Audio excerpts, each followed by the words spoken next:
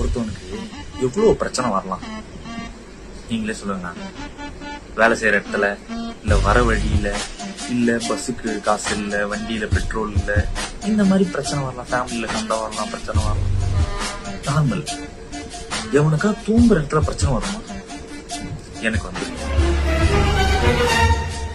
மூட்டை பூச்சி 3000 கொடுத்துக்கிறாங்க வாடகை. இந்த ரூமுக்கு 3000 கொடுத்துருக்காங்க. மொட்டை மாவுல போய் படுக்கிறாங்க.